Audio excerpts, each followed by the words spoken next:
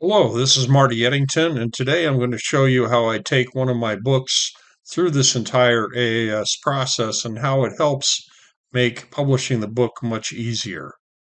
So, the first thing I did is I started a project called Impossible Books, and this is a book that I'm in the process of about ancient books that are hard to translate or books that nobody knows what's inside of them, and it's a historical book of all these things.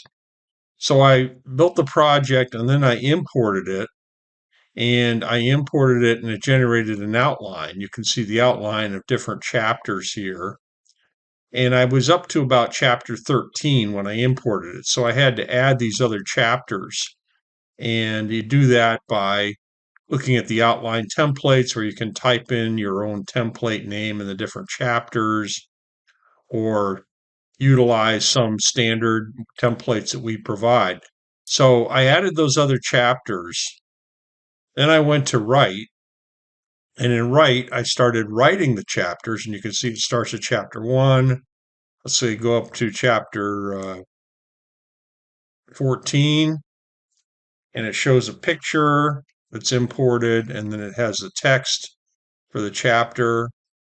And I did some different things to it, like I did a reader check to see how readers would view it, and it'll give me some opinions about that. Clarifications, punctuation, consistency, factual verification, etc. I could also run different things like do a lint on the chapter, run lint, and it shows the numbers of words in the sentence that are long and some other issues that need to be addressed. Also, diagnosis. I can look at those, do a readability scan, and it generates statistics about readability. Anyway, I can do all these things to improve the chapters, and I can work on it in regular size or max size here where it takes up the whole screen.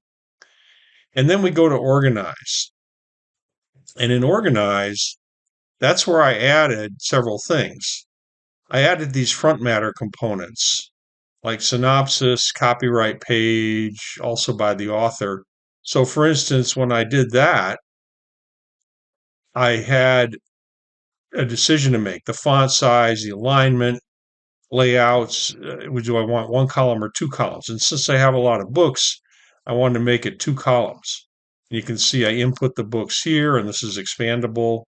And then it shows a preview layout of the books that I've written that I wanted in this section. And I can save it or close it. Also, you can set the parameters for things.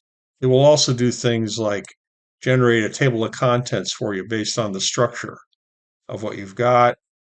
You can save that or you can replace it. Let's close this.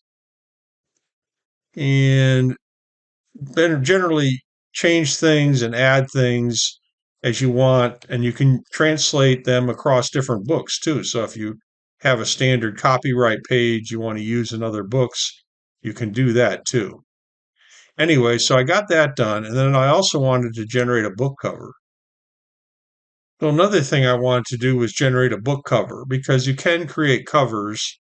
And this is the button to do that. The front cover or back cover brings up this pop-up screen where I set the page size, put in the title and the subtitle, author, describe the cover I want. And so let's just create one real quickly here. So the title is Impossible Books. And then we have a subtitle. And we'll put mysterious writing, the author's name. Give me a cover with multiple other covers on it from the book in a miscellaneous arrangement.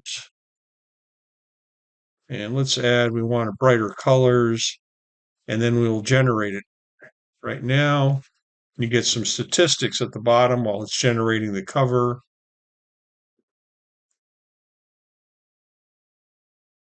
Okay, and now you see the cover that's been generated, and I can expand that to look at it, or I can also generate a final cover and save it. Let's do that.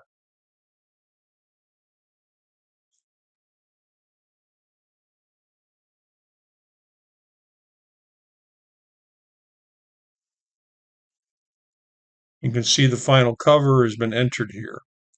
So after I've done everything I want in terms of the structure of the book, because it's got the components, it's got chapters, it's got different dividers in it. So I've got it laid out exactly the way I want it. Now it's time to go to publish. And in publish, I can do page numberings. I can set up page before each number. See that I've got the metadata ready. I could add other metadata if I wanted to. I could use the publishing assistant if I want to get some more help on what I do next. We have formatting and layout. In this case, I wanted a 5x8 book. I put the left and right headers on the pages, the font size, the font type, line spacing. And finally, I'm ready to generate it. So I'm going to generate in a couple formats here. Let's generate in the docx format, which is the Microsoft Word format. And you can see it here. And then I can open it. It's downloading it. Now let's open the completed file. And this is a 5x8 format book. It's got the cover on it, although in many cases when you submit these books, you submit them without a cover and add the cover separately later. Okay. And we've also got the copyright page about the author, all the books in 2 columns, additional front matter, table of contents, which is generated, or you can recreate your own.